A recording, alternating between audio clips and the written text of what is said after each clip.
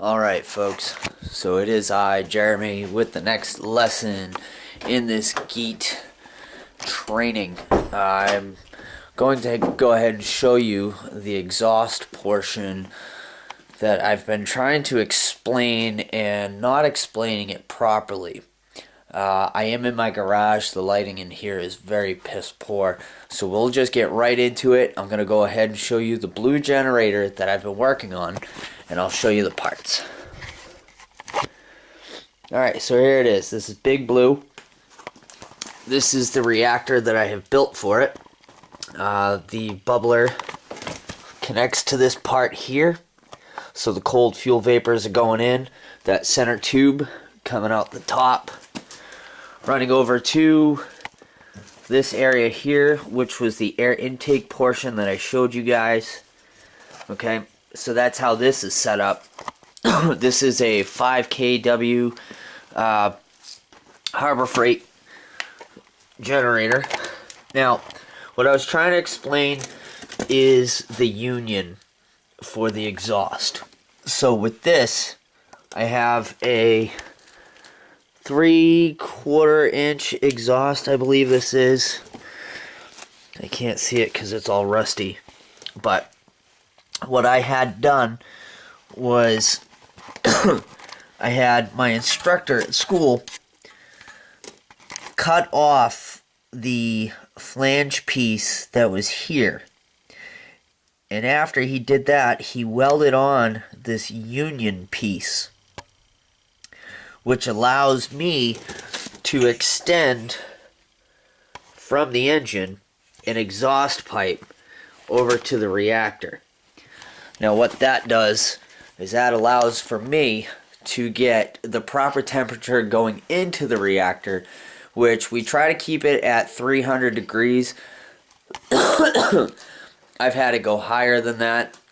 I'll show you some of the pictures in the comment section above or the description of this video on Steemit, and it's actually pretty cool because the older systems that I've set up, I've had the top of the reactor reading error, and then the bottom of the reactor, like right below the middle point, was reading 189, and then the exhaust itself was coming out at like 67, 80 degrees depending on what was going on and the ambient temperature at the time. So I'm going to show this to you one more time. Okay, this is the exhaust flange portion of the reactor that I was trying to explain, that was welded to the union. So here's the exhaust port right here, and I had a union piece welded to this exhaust pipe, and then I used an extension piece here. Let's try to come in from above, see if we get a little better lighting. Okay, so here's the exhaust with the union welded to it. Then I have that extension piece going over to the reactor to give it the proper temperature going into it. Like I was trying to explain in the previous videos with this nut piece here.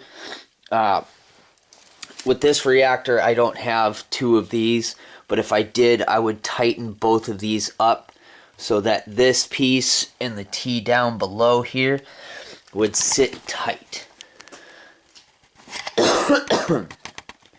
Now with this system, I have put junk fuel through it, and that's pretty much the only reason for a bubbler really, is for junk fuels.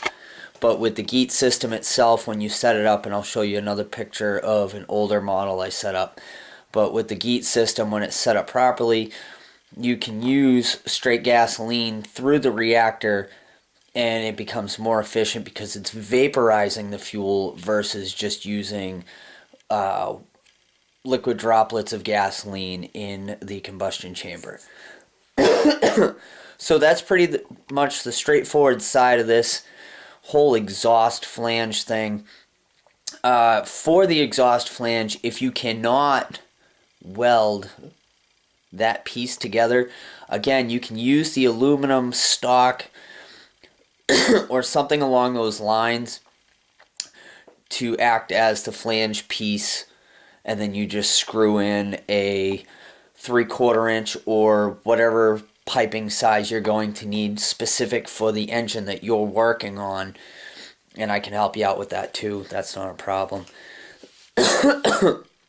And then you just hook up a union or an elbow. Again, you guys can design these with the parts you have on hand, and you can build them, and it's going to work just as well, sometimes better. Who knows? I mean, you got to dicker around with it to really get it to work.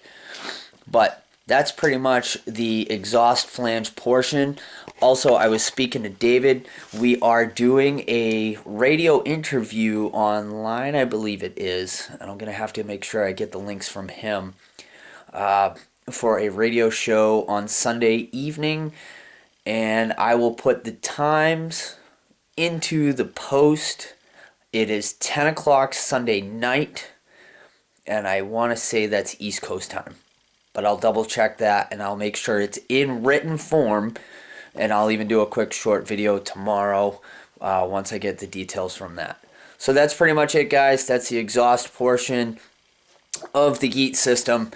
Now, after this, we will start to discuss some of the science behind the GEET system, how and why it works the way that it does, and I'll go over, again, how the reactor is put together, how everything starts to piece together, so you can see from start to finish, here's what you need to do. But if you've been watching these videos, it's super simple. You take it apart, make your modifications, put it back together, and go from there. Start tinkering. Until later, watch these videos over and over, give me your feedback, and I'll talk to you soon.